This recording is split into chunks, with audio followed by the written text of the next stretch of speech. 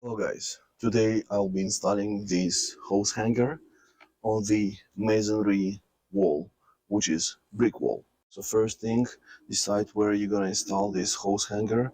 Shouldn't be too close with this valve because it's gonna be hard to put the hose. Shouldn't be too low because it's gonna be inconvenient as well. So we'll install a little bit beside and a little bit lower. So when we hang the hose, it's gonna go down and it's gonna be easier to roll this hose on top of this hose hanger. Now to consider, these are bricks, so these are not hard to drill on as long as you have masonry bit. Do not put your holes in between bricks. You do not want to damage this mortar. You better to drill through the bricks, not entirely, about inch and a half, inch and 3/4, and that's enough. We'll be using these Tapcon concrete anchors, and as you can see, it's inch and 3/4, and it's 3/16 in diameter. To drill holes for this diameter, we'll need 532 masonry bit.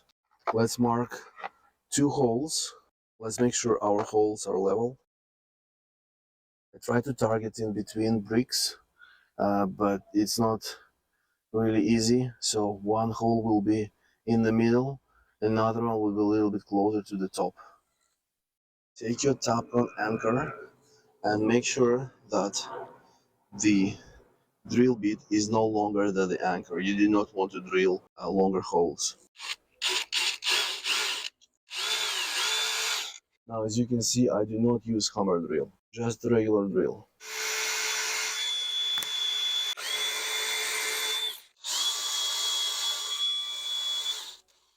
Once you have your holes drilled, get your impact driver, and there should be special attachment to use with the Tapcons,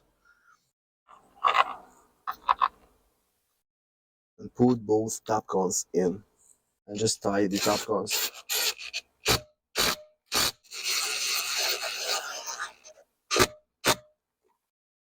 And this is how it looks.